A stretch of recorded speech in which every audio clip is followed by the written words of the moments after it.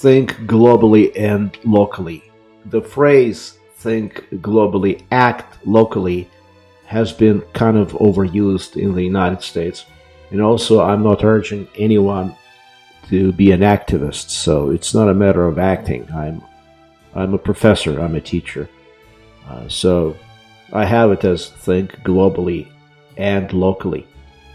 So on the left side of your screen you see Dubai. On the right side of your screen you see one of the newest properties in the Las Vegas area, and that's Resort World Las Vegas. And they've got 3 different hotels in there: Hilton, Conrad, and Crockford's, with Hilton being the most basic one and Crockford's being the most luxury one. So the world is being drawn closer together. It is not flat, but it's semi-flat. In case you're wondering what the phrase "the world is flat" means, it comes from a book called "The World is Flat, A Brief History of the 21st Century." It's a book written by Thomas Friedman. It was actually published in 2005, which means that he most likely finished it in 2004, kind of early to write even a very brief history of the 21st century. But Friedman argues that the world is being drawn closer together to the point where it becomes increasingly connected and increasingly globalized and increasingly more uniform, at least when it comes to the fluidity of economic transactions. So I think that the book jumps the gun in terms of the world's flatness, because historical and geographical and economic divisions remain very relevant. However, he does have a point that there have been some advances in terms of globalization.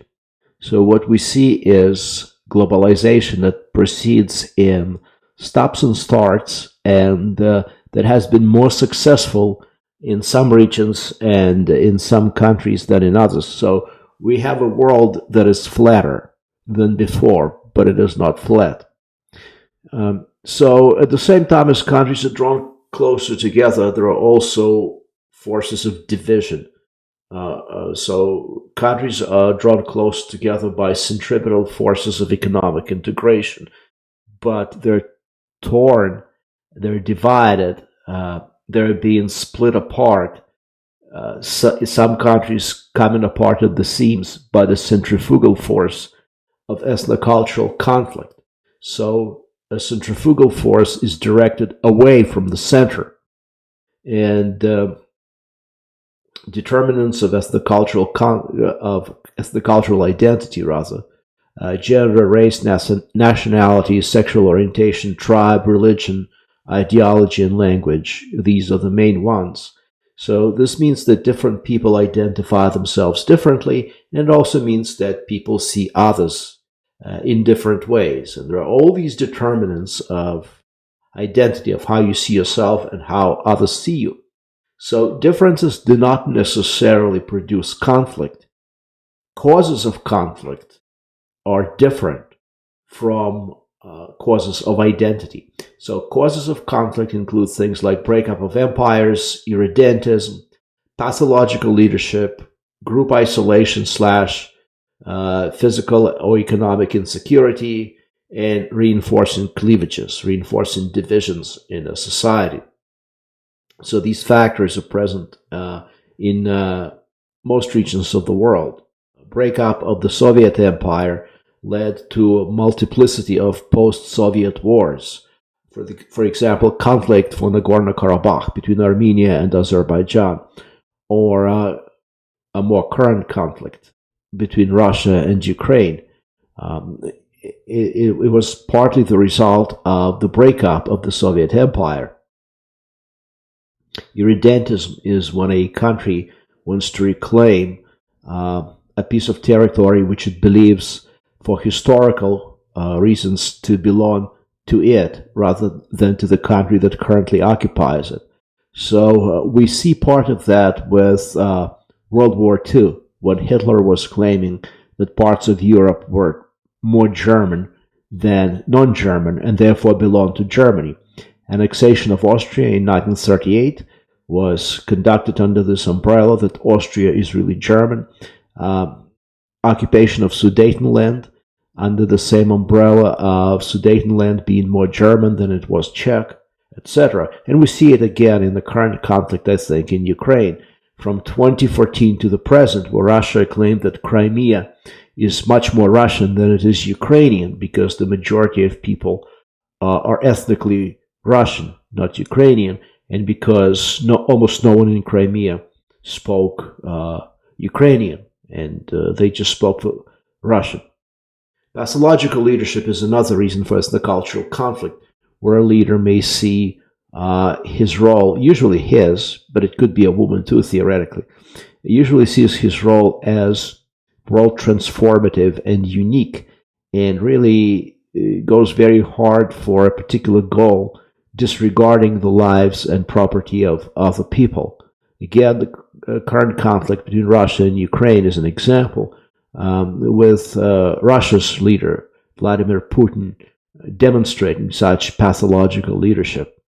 When a group is isolated physically and experiences economic insecurity, for example, Serbs in the province of Kosovo during the breakup of Yugoslavia, and reinforcing cleavages means that in addition to divisions of identity, you have economic and or social divisions. For example, in Indonesia, the Chinese minority, which is about 4% of the population, nevertheless has traditionally owned a very significant chunk of national wealth and has been a target of resentment and even genocidal violence, as happened in the late 1960s. The intensity of ethnocultural conflict differs. Conflict does not have to be violent. There have been non-violent instances of such conflict. Example would be Canada. The province of Quebec tried for independence twice, in 1980 and then again in 1995. And the referendum, which in both cases went through peacefully, on the first try in 1980 lost very badly by roughly 60% to 40%. But in 1995, the loss was very, very small. Really, the referendum could have gone either way. The no vote, the no to secession, was 50.58%, and the vote for secession was 49.42%. That was in October of 1995. So we came within the hairsbreadth of Quebec separating from Canada. The result of such a separation could have been the rest of Canadian provinces joining the United States. It's not a certainty, but it would have been one of the possibilities. So this illustrates that no matter how prosperous and stable a country may look, which Canada did look at the time and still does, you can have forces of nationalism, forces of ethnocultural identity, almost splitting it apart.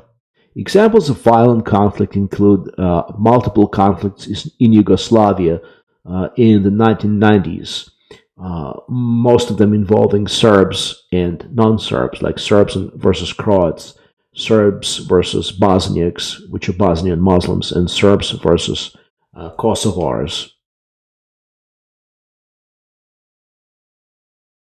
In terms of the centripetal forces of economic integration, which are very real, one of the things to look at is economic regional blocs. And there are many of these, so they geographically cluster, proving that in the modern world, proximity of space, geography, because space is the central concept of geography. Geography matters.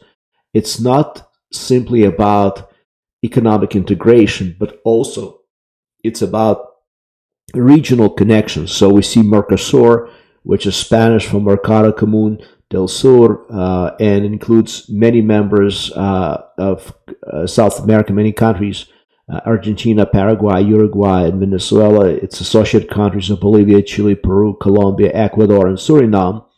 In Asia, you have Association of Southeast Asian Nations, an economic bloc which was formed largely due to fear of China. and this includes Indonesia, Malaysia, Philippines, Singapore, and Thailand.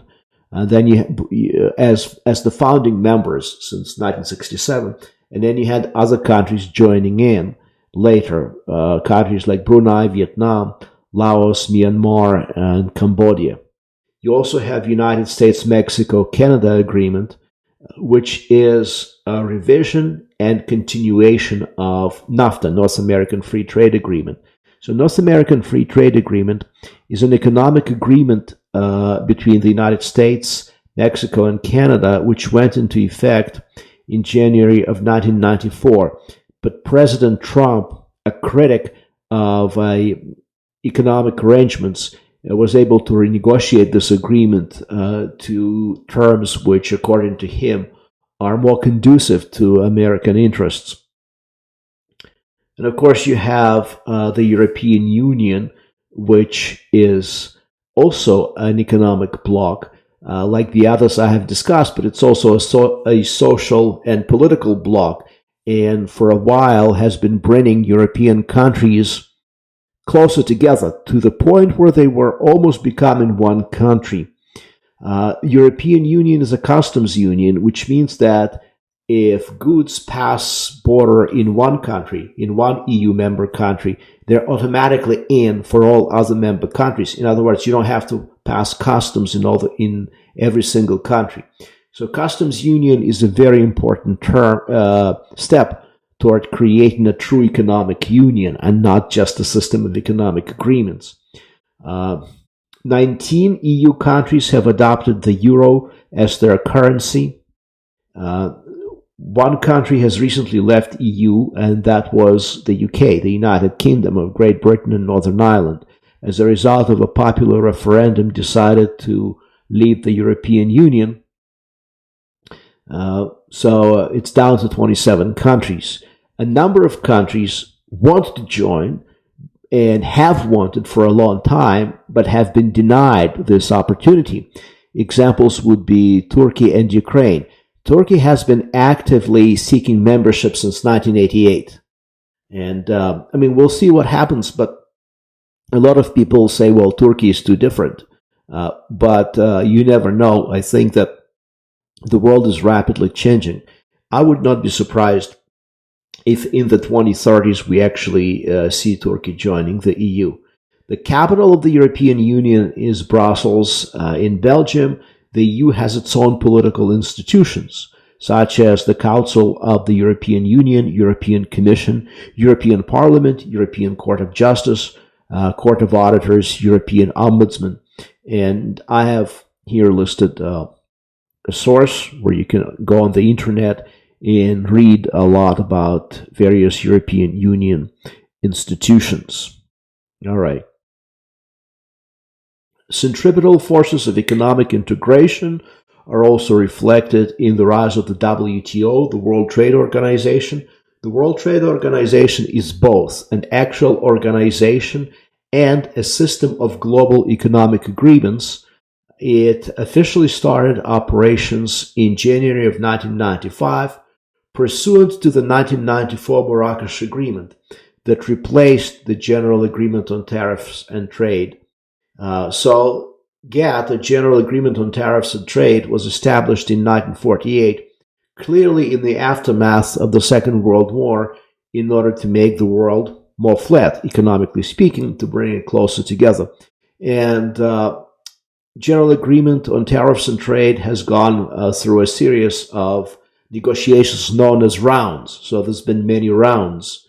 The Uruguay round, I think, was the last one. And now we have an even tighter agreement in the World Trade Organization, and we have an actual organization. So it's the largest economic organization with 164 member states, representing over 98% of global trade and global GDP. Demographics and the coming global debacle. I don't know if I should have included a question mark here or not, but it does seem like the problem of demographics is, at this time, a problem that cannot be solved. It's a problem in search of a solution. what we have with demographics is the ability to predict more or less precisely population trends for decades to come. We cannot do it for centuries to come, but we can project very accurately decades ahead, 3, 4, 5 decades ahead. What we have seen is a rapid fall of fertility rate. For example, in the United States, fertility rate has been below the replacement rate since 1973, meaning that fewer people were born each year than were dying. And in the United States and in Canada as well, the problem of low fertility rate has been solved so far by ever increasing immigration.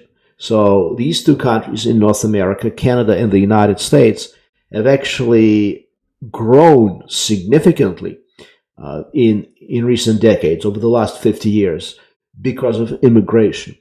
But eventually, the world will run out of immigrants too.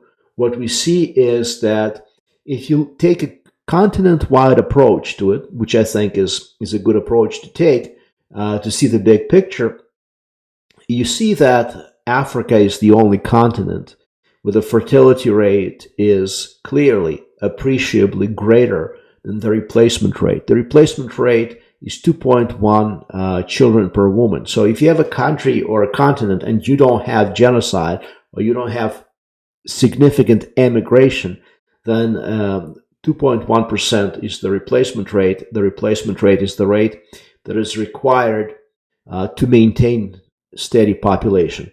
So Africa is way above the replacement rate, and the population in Africa continues to grow quite rapidly. Other continents, the situation is quite different. Oceania, about 2.3 children born per woman. That's just above the replacement rate.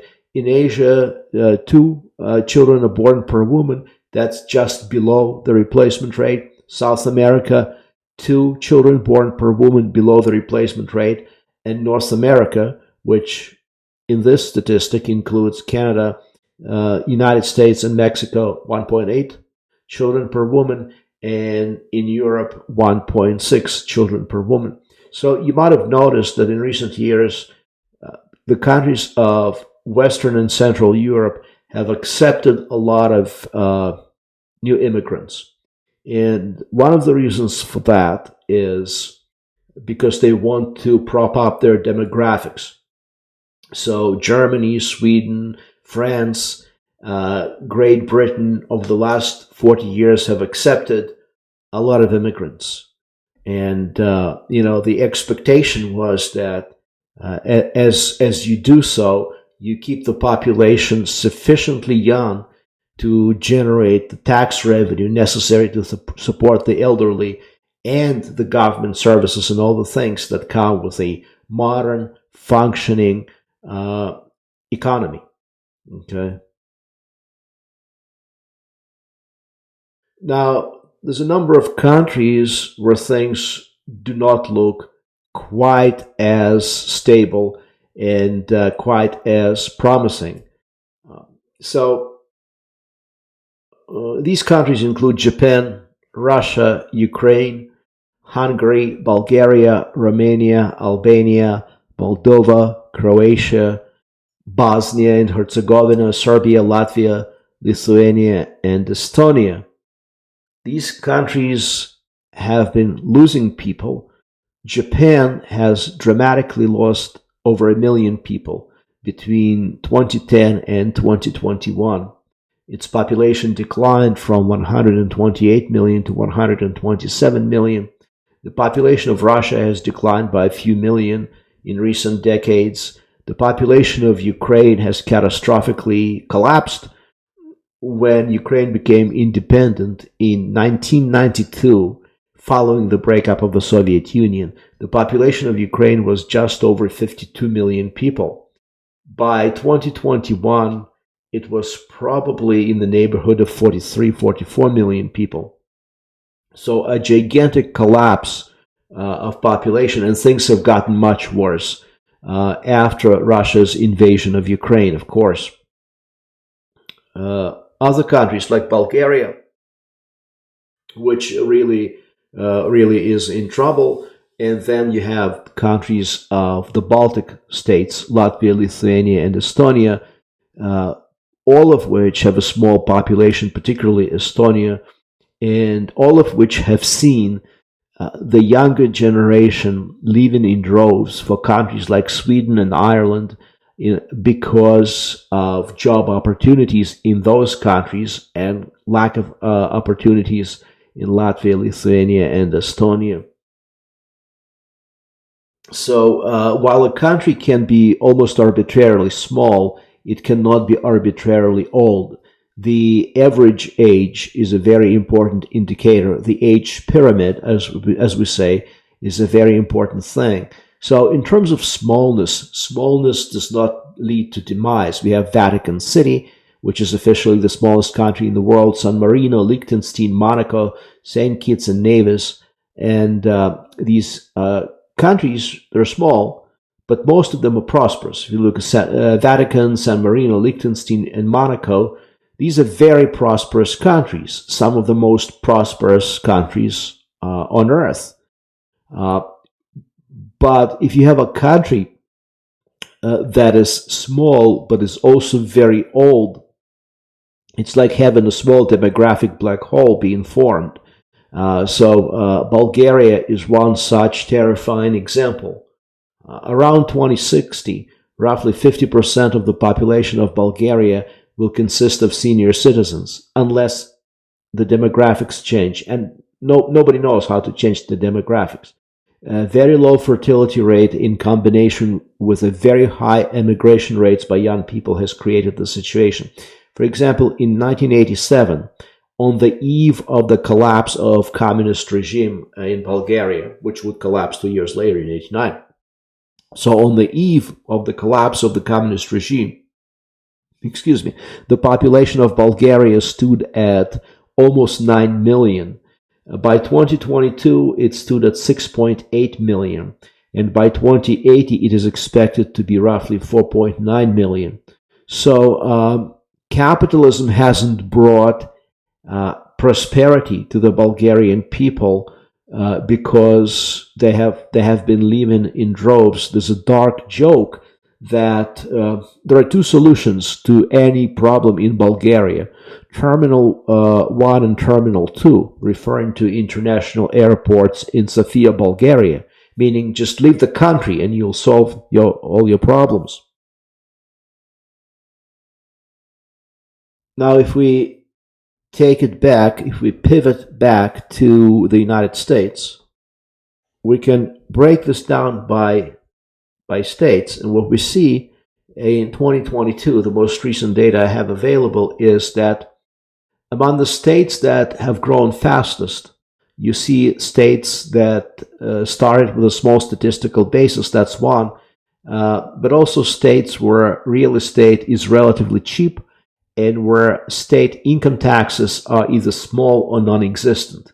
So these are states like Idaho, Nevada, Arizona, Utah, Texas. So what is growing here we see is western and southwestern states. Also among these you have South Carolina, and also you have Washington State, which is on the west coast. And this is Pacific Northwest. Real estate is relatively expensive, but there is no state income tax. You also have Colorado, and you have Florida and North Carolina. So that's for 2022. The states that have shrunk in 2022, West Virginia, Alaska, Illinois, New York, Hawaii, Louisiana, Connecticut, Mississippi, and Vermont and New Jersey, in that order. But what you see here is no state has lost anywhere close to even 1% of the population. And only one state, West Virginia, lost more than half of a percentage point. Okay? Now, long term, it gives us a similar picture. So between 2010 and 2020, where we have solid data available from the US Census Bureau, we see that the states that have grown fastest are again the states that started with a small statistical basis, had a lot of empty land, relatively cheap real estate, and had low to no state income taxes. These states are Utah, which was the fastest growing state, followed by Idaho, followed by Texas, North Dakota, Nevada, Colorado, Washington, Florida, Arizona, South Carolina. Now, in terms of population losses, only 3 states lost population between 2010 and 2020. These states are Illinois, Mississippi, and West Virginia. And we also have a territory that lost population, and that's Puerto Rico. So only 3 states losing population, that's not too bad.